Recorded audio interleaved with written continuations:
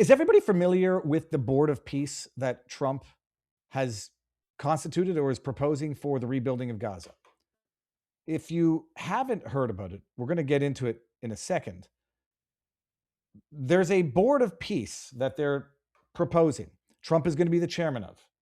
And it's going to consist of nations that are going to voluntarily join. There's I don't know if it's a financial requirement or just a preference of a $1 billion investment in order to join the Board of Peace from state heads.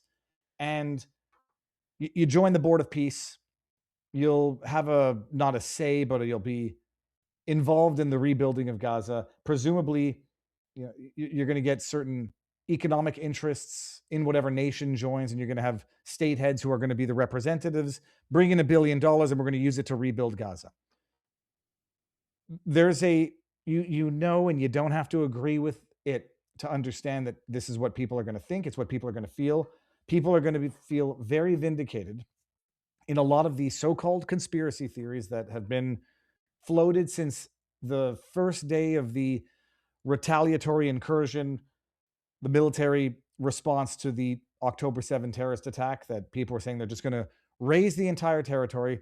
Israel's going to occupy it as part of Greater Israel, or it's going to be the Palestinian people are going to be dispossessed of their land and someone else is going to come in and take it. And that's the broader, that was always the underlying point. This was a conspiracy theory, and the way it has turned out is not going to dispel that. It's going to confirm it in a great many people. The flip side argument to that is the realpolitik argument. It's what it is right now. You may not like how it got there. There's no reason to like how it got there. Nobody on either side should like how it got there, but that's where the world is right now. The realpolitik also element of it was things were not working before. We are where we are right now. How do you prevent it from going right back to where it was before? You may not like it, and I can understand a whole hell of a lot of people won't. Well, the way you avoid going back to the way it was before is you have an international community come in, basically take control over rebuilding, development, possession of it, and then you have effectively kicked everybody out through conflict, and you'll rebuild, and hopefully it'll be an international community where there will not be a constant threat tension between Israel and a neighbor that is hell-bent on its destruction.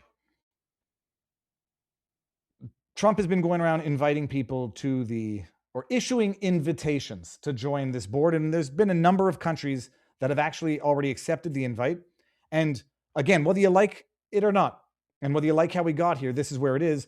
A lot of the countries that have accepted the invitation thus far are countries with interests in the Middle East and an interest for stability in the Middle East. But Trump has withdrawn his invitation for Carney.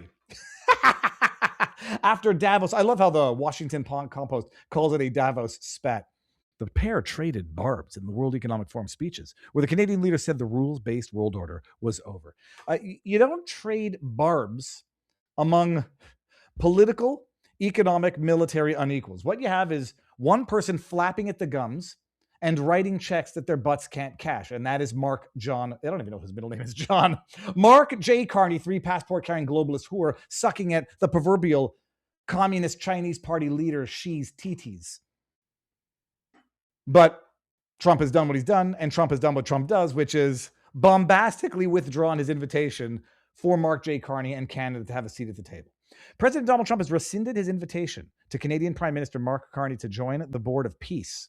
I hope I called it the Board of Peace, right? Not the Board of Development. After the Canadian leader gave a fiery speech in Davos, Switzerland, in which he said a new assertiveness by the United States and other superpowers meant that the rules-based international order was over. What the hell does that even mean? But we'll get back to that. He urged medium-sized powers to act together to avoid being, quote, on the menu. The rules-based international order, it's not over. It's just evolving. I've always said, people say there are rules and there are exceptions to the rules. My philosophy and my insight or intellect on this is that there are no exceptions to rules. There are just overarching or overriding rules or subsidiary rules. Like, trying to think of a good example. Oh yeah, I before E, except after C. Well, that's not an exception to the rule. That's just I before E, is the broader rule. And then the overarching or the underwriting, whatever you want to go by, is except after C. That's it. So friend, Friend, C. Now I can't think of one. Oh, geez. I before E, except after C. I can't think of a word that goes CIE. Oh, forget it. But you know what I'm saying. So it's not that there's no rule-based international order. It's evolving. It might be being rewritten, or you might just be discovering new layers to that rule-based international order. One thing that is for certain, it is hardly up to a man like Mark J. Carney to declare it over for no better reason. You might not like the rules that are being applied right now, which might be economic rules, realpolitik rules. He may not like them, but there are not no rules. He just doesn't like the rules that he's being forced to play by right now. Dear Prime Minister Carney, Trump wrote on Truth Social. Sorry. Please let this letter... He capitalized his letter. Please let this letter serve to represent that the Board of Peace is withdrawing its invitation to you regarding Canada's joining what will be the most prestigious board of leaders ever assembled at any time. Trump didn't explain his reasoning, but his withdrawal of Canada's invitation is the latest in escalations and tensions between the leaders of the neighboring powers who traded barbs in the high profile. The White House declined to elaborate on Trump's post. The Canadian Prime Minister office did not immediately respond to requests. The White House sent invitations to at least 50 countries to join the Board of Peace. That's $50 billion. And international presence to ensure, an international representation in rebuilding. People out there are going to say, what right does the international community have to rebuild on what many people would feel? We're not talking about Israel proper, Gaza Strip, stolen land. Like what right? Even if it's a portion of it, what right on earth does the international community have to come in and rebuild there? Well, one of my theories and one of my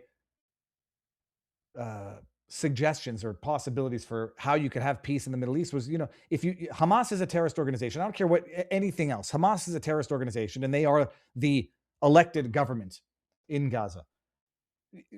I know it hasn't worked exactly in the past. The UN hasn't exactly been the cleanest of hands organizations, and sometimes has been caught participating in, things like human trafficking, terrorism, whatever. Have an international body govern Gaza and take away power from Hamas. So, in a way, it's the solution that might have been the only solution all along. Hamas is a terrorist organization, elected so-called back in the day, and has never held another election, and they can't be in power. But you also don't want to have Israel govern the Gaza Strip. So you have an international community. This is effectively what it's going to be. 50 countries to join the Board of Peace, which the Trump administration envisages as a sweeping body intent to resolving global conflicts with a scope rivaling the United Nations. Davos Thursday, Trump was joined by representatives from 19 countries at a signing ceremony. While more than 24 nations have accepted, several traditional allies, including European nations, have denied or equivocated, citing the need to study the proposal. I wanted to get to the countries that have accepted. Canada had accepted an invitation on principle, but said it would not pay the $1 billion for a permanent seat. Carney said separately, he thought Canada's participation would be conditional on the resumption of a full flow of humanitarian aid to Gaza. Carney's frank speech Tuesday received a rare standing ovation. It could have been a flipping pug giving the speech. They would have given it the standing ovation, not because of the quality of the speech, just because in their mind, what it represents. Oh, somebody standing up to Trump. That, and you give him an Obama type delivery, and you give it Carney the same way of talking as Jack Smith and Victoria Nuland. They would have given a standing ovation to a statue. Middle powers must act together, because if we're not at the table, we're on the menu, Carney warned. Who's fear-mongering here?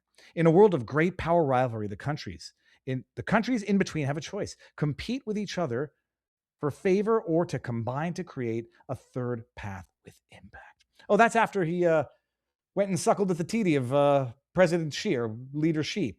He also urged fellow world leaders to take an unfettered worldview, call it what it is, a system intensifying great power rivalry where the most powerful pursue their interests using economic integration as coercion. Or just, as what it is. He said he warned that the status quo international order was over and is not coming back. Okay. I want to get to the part here. Trump told the audience Wednesday that Canadian lives because of the United States. It was a rebuke of global proportions. Remember that, Mark, the next time you make your statements. Canada gets a lot of freebies from us, Trump told the forum. They should be grateful also, but they're not. I watched the Prime Minister yesterday. He wasn't so grateful. Let me go see here. Canada and the United States have built a remarkable partnership in the economy, security, yada, yada, yada. But Canada doesn't live because of the United States. Canada thrives because we are Canadian. This is when you let your pride just get in the way of practical realities. Well, you imagine if the U.S. superpower wasn't south of the Canadian border. It would have been taken over yesterday by China, but the problem is it's already been taken over by China, just not militaristically. Now, where is the one that tells us which countries are part of this board of peace? Hold up. Wait a minute. Something ain't right. Trump withdraws, Republicans slammed. I have it here in the backdrop somewhere. Maybe I don't have it. Let me just get this. We can at least probably agree that AI will give us who is on the board of peace so far. There's United Arab Emirates. I think they've accepted. Let's see here how quickly this is going to give me an answer. Nope, not fast enough for my ADHD. Where is it? Oh, here we go. Yeah, the membership-led Board of Peace requires an invitation from the chairman, $1 billion contributing to the Gaza reconstruction. Invitation only, 3-year term, operational. As of January 2026, countries that have agreed to join include the UAE, Egypt, Jordan, Saudi Arabia, Qatar, Morocco, Argentina, Hungary, and others. So, oddly enough, the countries that have the most interest in stability in the region have joined. How on earth you're going to manage the interests, the expectations, and the potential rivalries between all of these countries? Who knows? I can tell that a lot of people out there are going to view this as vultures coming to pick up, the pieces that are left in Gaza for their own financial development interests. But it doesn't look like Canada is going to have a seat at that table anytime soon. Of course, if China joins, then Canada doesn't need a seat at the table. It'll have a de facto seat at the table. They'll be China's +1 to the Board of Peace. Whenever Xi comes for events, he'll have his date. He'll invite Carney as his +1. I don't think we'll see if China even joins, but I've been thinking about that joke all day.